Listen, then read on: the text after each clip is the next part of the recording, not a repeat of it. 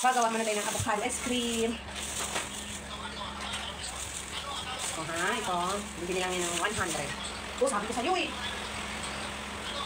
Dito ano ba yan? Sana mo wala yan, oh. Oh my God! Avocado ice cream. Wow! Guys, ay nakulasa ng ulan. My goodness, bintana pala doon eh. Sarado mo din. Buti ka, balik ka. Dami din nila doon. Avocado ice cream. Ay, ang ganda ng pagkabili mo pa. Walang ano. Walang sira kasi iba kasi pag bumili ka sa markaban talaga. Sayang lang yung pira mo kasi may mga brown eh. Press na press eh. Ito na guys. Press siya. Kasi yung sa iba kasi pag bumili ka, may mga sira. Ito na pagkakinis guys. Itanin mo tunod. Gawa kami ng ice cream. Avocado ice cream. Ganyan ito guys. Masarap.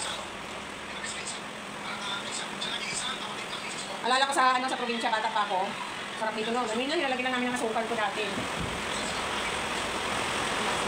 Sirado mo kita na sa kabilang na.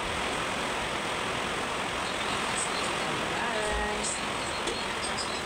Sarap dito kung nagsalagyan ng ganyan siya guys. So, yung mga buong siya.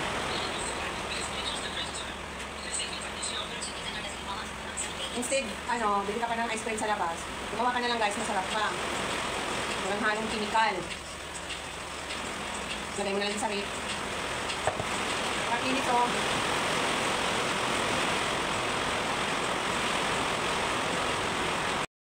Ito na siya guys. Ito na yung ginawa kong ice cream. Nagatas na yung sugar. Oh my God! Wow! Hindi yung pinili siya guys. Ito na yung Tines Prada avocado ice cream. At durugin ko lang siya. Sarap yan.